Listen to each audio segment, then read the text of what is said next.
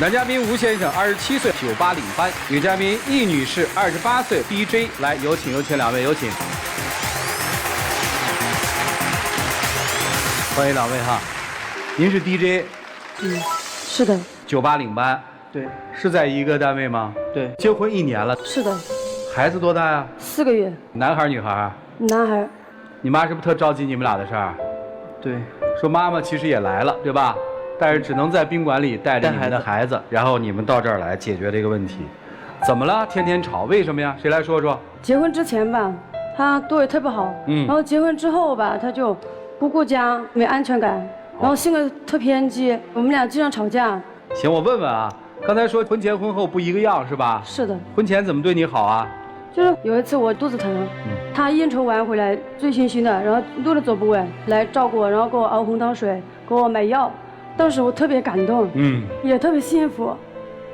然后之后嘛，就心不在我身上了，也不在家里面，不顾家那种。这怎么样了呢？变成什么样了呢？之前我爸妈妈过来看我嘛，那天中午我们家里没做饭，然后说一家人出去吃饭，吃饭了，然后他还在那玩游戏，我们一家人所有人等着他。我说你能不玩吗？他说游戏不能挂机，会坑队友什么的。我就觉得好像游戏比我还重要。但是那一局游戏已经打到一半，快结束了，然后他们也没有说等我很久嘛，也就几分钟。那平时我一个人等他也就算了，对吧？我爸妈来了，等他，我们一起本来说出去吃饭，他也在那里玩。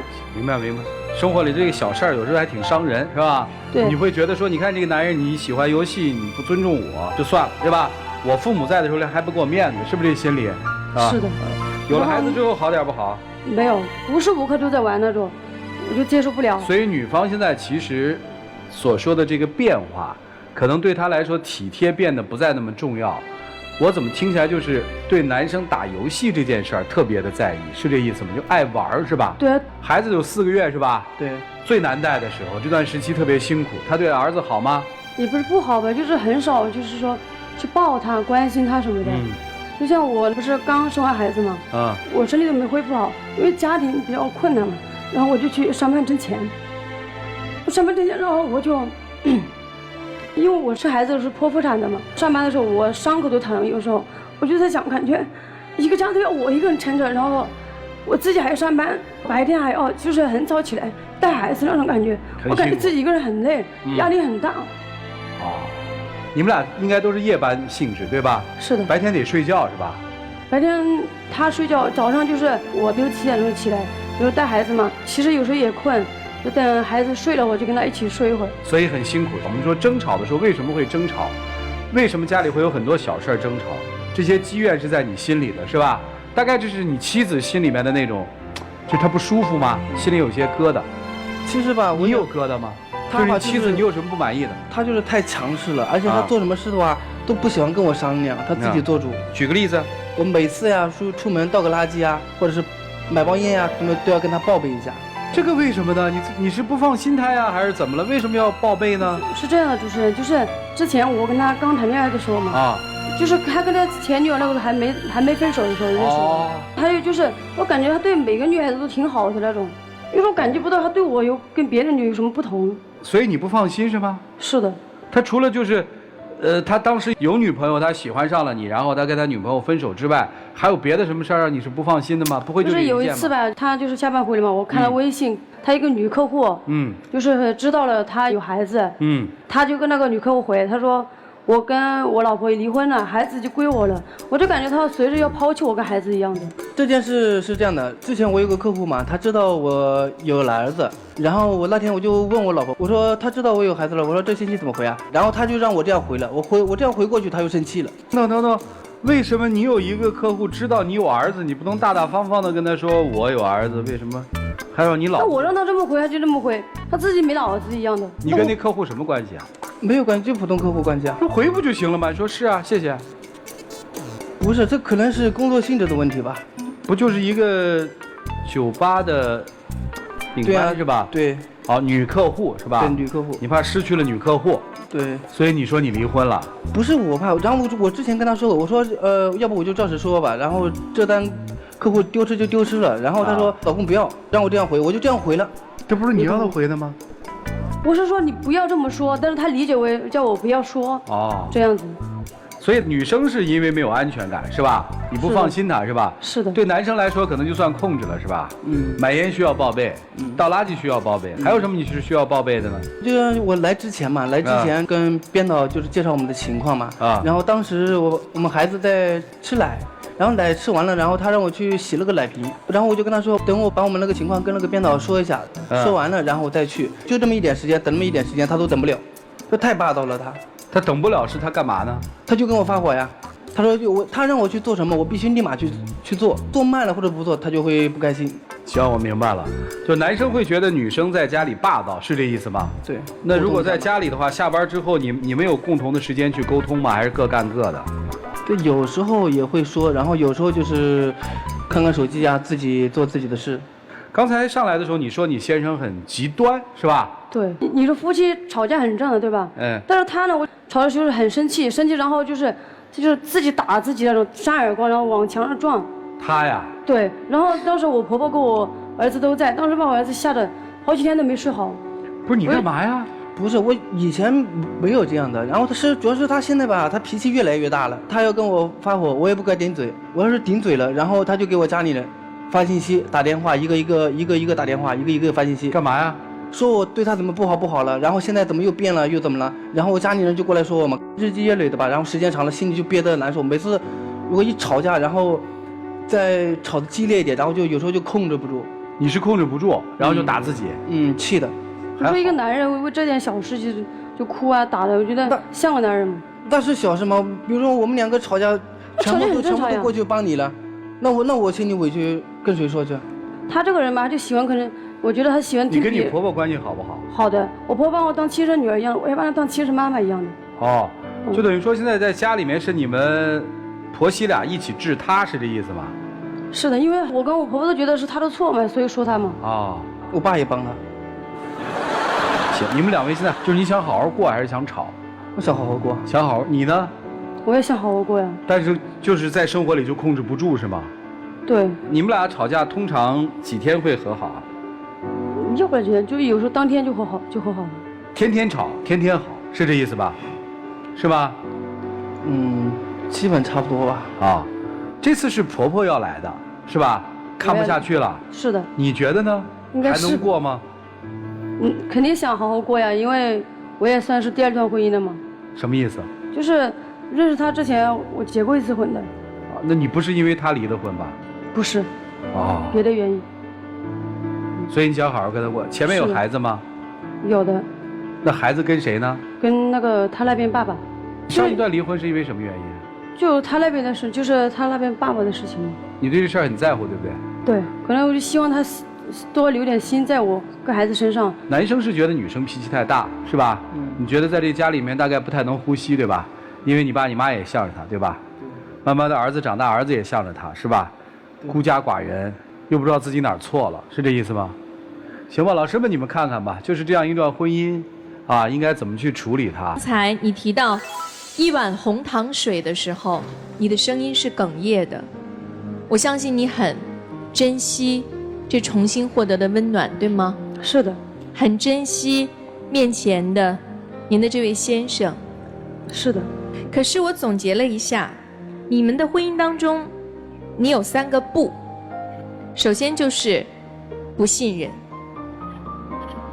你非常的不信任他，因为他的工作原因，因为他和前女友的问题，还有其实就是因为你前夫和你离婚的原因。是的。你不是不信任他，你很多时候你是不信任男人，才会倒垃圾也要询问，买包烟也要询问，这是你自己内心的心理问题，你需要去调整，去跳脱。第二个就是不平衡。前面讲到他玩游戏，对你来说，我这么努力的在工作的时候，你在玩游戏；我在外面赚钱的时候，你不顾家，所以你不平衡。第3就是你自己性格的问题了，不温柔。你有没有检讨过，你在处理所有的情感问题，可能都多多少少有这个问题，包括你前面的一段婚姻。是的。所以我希望在接下来你们的相处当中，尤其是你是那么珍视你们这段婚姻家庭生活的一个人，你要弱势一点，温柔一点，收起你的锋芒，让我们看到现在就是这样看过去的你。我相信你们的关系会缓和很多。而作为男生，首先就是玩游戏的问题嘛，你玩可以，但是你要分时间、分地点、分场合。第二，他刚才抱怨的比较多的就是在家里面不照顾孩子的问题嘛，你多拿出一点时间陪陪他们娘仨，包括你妈。第三就是极端，男人为什么会极端？因为无能，所以无助。你不知道怎么去处理你家里的这点事儿，这些问题，不知道怎么去处理你媳妇儿、你妈甚至你爸带给你的焦虑和压力。这是因为你在家庭问题上缺乏处理能力，所以好好的去更多的磨合，更多的去体谅。我觉得你们两个没有太大的问题。你太太她是一个曾经受过伤的女人，只要你给她多一点点的温暖，她会比其他女人感受10倍都不止，她会用更多的爱和温暖去回馈你。祝你们幸福，加油好不好？好，谢谢左岩老师。我先来说吴先生哈，游戏不能坑队友，但可以坑家人，是吧？而且还有一点，游戏就是让你沉溺于这种安乐和享受当中。人一旦持续的沉溺于这种安乐和享受当中，就会断然丧失斗志。但是你还是要活在现实生活当中，对不对？所以逃避不是问题。接下来说，女士啊，其实你是有一些焦虑情绪的。可能也是因为他一开始在结婚之前对你太好了，让你一下感受到了那种无微不至的关怀，所以你对他抱了无限高的期待和期望。可是没有一个人能够把那种好一直持续下去的。有的时候说话其实是需要技巧的，尤其夫妻之间的说话，我们要学会好好说话。就是你带着一种情绪在跟他说话的时候，你势必会激怒他。激怒他之后，你也会伤心，你也会受伤，所以这就形成了一个循环。所以调整你对于他的一些态度，还有你自己的心态，我相信过一段时间，你过了你这个产后的特殊时间之后，你会有所改变的。当你发现情绪没那么激动和焦虑的时候，我觉得你也适度应该对他做出一些的调整和改变，好吗？好的，好，祝你们幸福，谢谢。好，谢谢沙大老师。来，涂老师。其实你们的问题非常严重。你所有的行为都在表明你要教这个男人，教他怎么做男人，做一个有责任的男人，对不对？你也想治他，所以一旦他有一点不如意，你就大发雷霆。而后来把他逼到扇自己耳光、撞墙，可能你认为这只是一点点小事儿。你说男人为这点小事儿去撞墙、去扇自己耳光，这有什么大不了的？其实这个问题很严重，他的精神要崩溃，他才会产生这些行为。你无形之中给他带来了很多压力，你无形之中给了他很多的逼迫，你知道吗？事实上，在那段时间你是不应该谈恋爱的，你自己的伤还没好吗？而且那么迫不及待地结了婚。你对于你的现状是不满意的，你对于他，对于现在拥有的这个家庭，你本身是抱有怀疑的，但这不公平。你不能因为你上一段受到的伤害和另外一个男人对你的对待，你对于这家人，对于这个男人，你就百般的苛求。这男人是有问题，但问题其实并不大，而且他也愿意听你教，但这是你没有这样的能力把别人教好。相反，你的情绪影响到了这家人，他的父母在捧着你过日子。你说我的跟我婆婆之间跟母女一样，什么呀？他不是因为这是自己亲生儿子，他能对你那么好？如果真的是因为一段不忠的感情而要重新开始，你就应该找一个成熟的男人，而不会那么迷恋于他给你的一碗什么红糖水，或者对你的一个所谓的关怀，而应该真正认清楚一个男人的责任是什么，你就不会找一个这样的小男人。但你没有，那既然现在已经结了婚，已经有了孩子，那就互相信任，互相学习着成长。信任一个人的感觉是很好的。但老是揣测一个人的那种感觉很不好，别人也不好。所以从某个条件上来说，你自己没有那样的能力，你却偏偏要去教别人，要去治别人，你自己的伤都没好，你又招惹一段爱情，你很有问题，你知道吗？至于男生，你也没有必要去自己伤害自己。其实我觉得你们俩应该共同的去看一下心理医生，让他们为你们排解一下内心的压力，这很重要。好，谢谢涂老师。我希望你们两个人心里面都不要有那种最传统的东西。我不说传统好和坏，就是世俗会带来很多的力量，就世俗恰恰有时候会影响我们。比如说，你千万别觉得自己吃亏了，娶了个二婚的女人，她还有孩子，你是一个伟大的男人，没什么。你爱她那些都不算什么，你心里不能有这种优越感。你越这样优越，你会越难受，明白吗？对于女生来说，要学会感恩。我跟你在人格上是平等的，我不比你低什么，但是你也不能说我一点感恩之心都没有啊。因为在客观上，在这个世俗面前，他能娶你，对很多人来说，好像这个男人恩赐了你，其实在我看来不是恩赐，可是你心里多少应该有一些感恩，这是尺度和分寸，是吧？我知道你内心没有安全感，但是我想让我的方式让你去相信我。像我每天回来吧，聊天记录我都是主动给你看的，然后工资我也是都是一直交给你的。我希望你吧相信我，还有你不要那么太强势了，不要太强势，然后有什么家里有什么事，你对跟我说一下，跟我商量一下，好吗？我也觉得我有不对的地方，可能是我太敏感了吧。因为上一段婚姻给你带来的压力太大了，也是我不对。以后我们回去就好好过日子的，都互相改一下。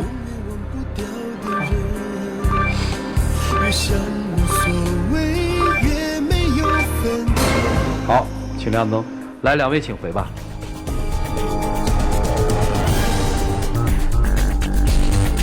来，请关门。来，请开门。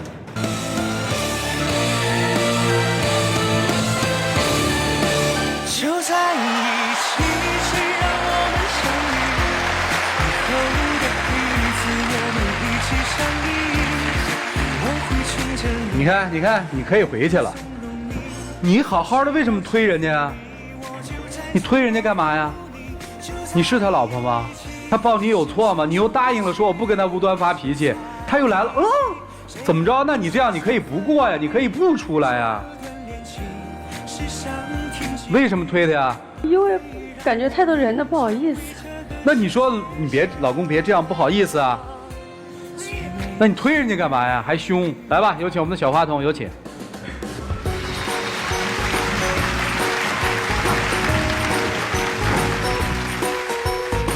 谢谢。来见证属于这对夫妻的浪漫时刻，各位请见证。